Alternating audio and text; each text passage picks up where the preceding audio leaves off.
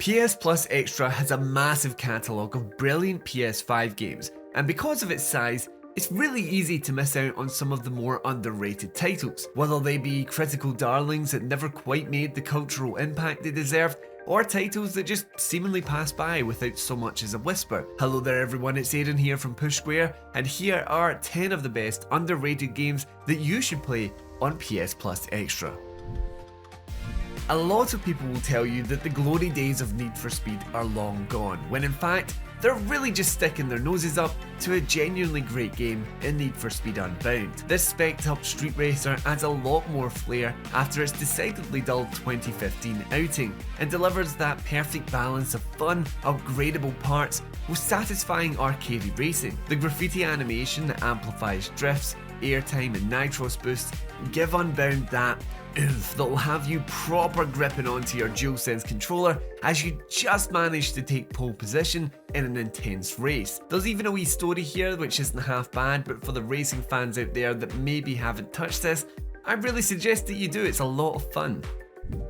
Another racing game, this time switching out the steering wheel for a pair of handlebars. Riders Republic is an incredibly entertaining time if you're looking for a chill, sporty title. It has this near insufferable dude bro attitude with its vendors, but if you can get past all of that, then there's an incredibly fun and varied experience to be had here.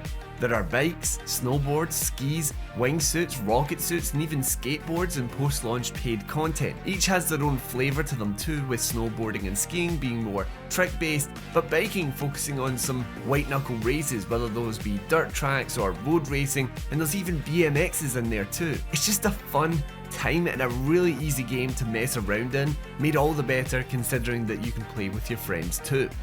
The Life is Strange series is a bit of an odd egg. There was the now cult classic original series on PS4, the somewhat muted response to the second season, and eventually the third season, True Colors, which was developed by a different team. However, in my opinion at least, Life is Strange True Colors is actually the best of the bunch, with a far improved visual style, immaculate vibes, and a far more memorable setting in Haven Springs. The Life is Strange series has always aimed to contrast cozy aesthetics with dark tinged storylines, and not only does True Colors pass with flying colours in that department, it also manages to conjure up a much more emotionally charged experience too. The characters are more likeable or unlikable, and the town is somewhere I genuinely want to stay. It's so nice, well, despite all of the shenanigans of the plot, but you know what I mean. If you fell off this series or the teen angst of the original put you off, then I'd really recommend checking this one out, because it feels like a far more mature take on the Life is Strange formula.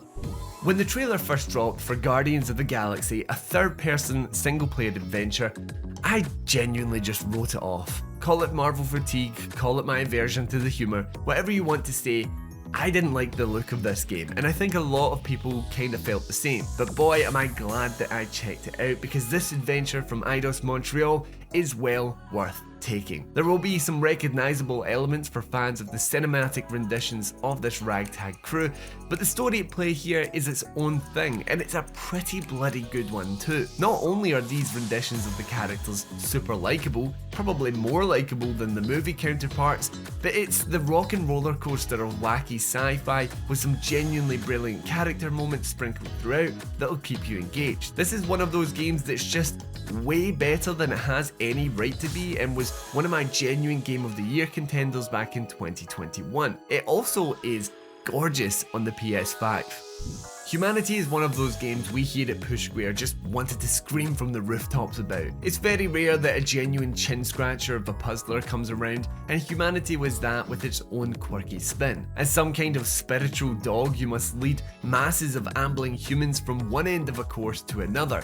You'll change their direction, make them jump, and start this weird game of almost Snake across an increasingly difficult obstacle course. It's certain to rile you up at points, but once you finally make it to the other side, you'll feel like some sort of scientist that's finally cracked the code. Even more so if you're playing the game via its PSVR 2 support. As you delve deeper, you'll want to perfect levels to collect all of the goldies, so there's even replayability in there too.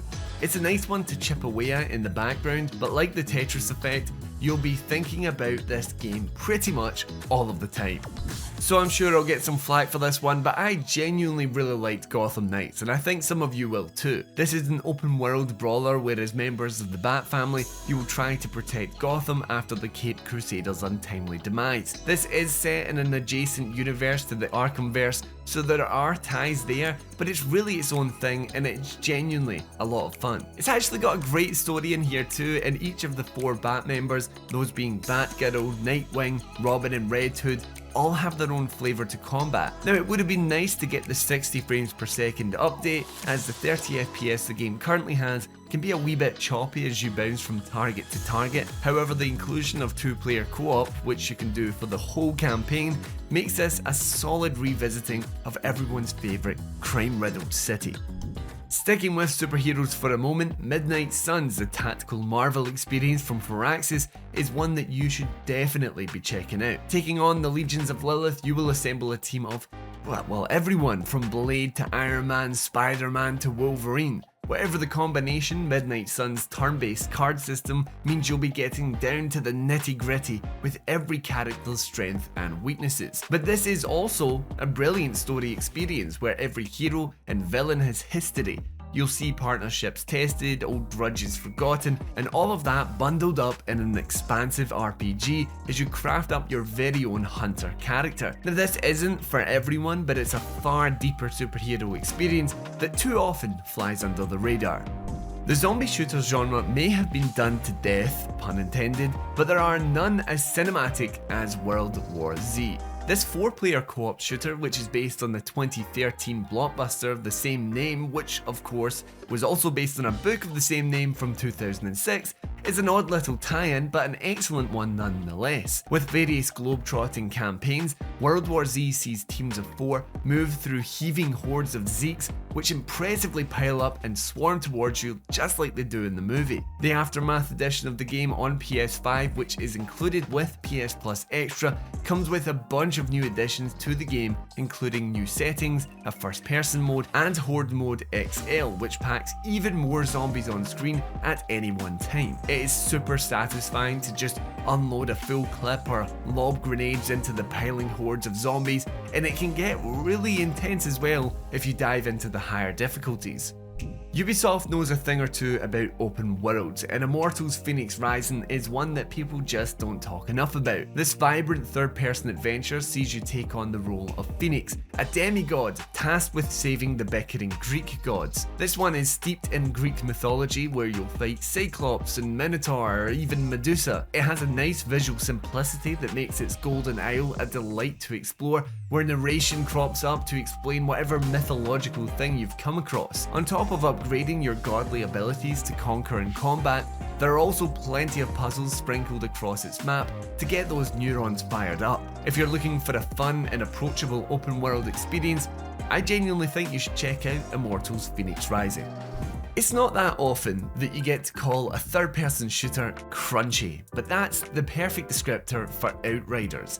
This is a pulpy sci-fi adventure that dons the cover-based shooting mechanic popularised in the Gears of War series. With a mental sci-fi premise and some otherworldly abilities, Outriders is a solid co-op looter shooter that doesn't always get the love that it deserves. Thanks to PS Plus Extra though, you can check out the whole game, which is a solid affair at this point. It's got this real gnarly design aesthetic with its weapons and armour, and incinerating an enemy and watching them turn into a pile of bones in real time. I mean, it literally never gets old. So there you have it, 10 underrated PlayStation 5 games that you should be checking out on PS Plus Extra. I do need to note that some of these games could eventually leave the service, but as of June in 2024, all of these games are still currently available. So let me know any other underrated games that you've discovered thanks to PlayStation Plus, and while you're doing that, consider leaving a like if you enjoyed the video and subscribing to the channel if you're in the market for more PlayStation video content. Anyway, until next time, I've been Aiden, and this has been Push Square.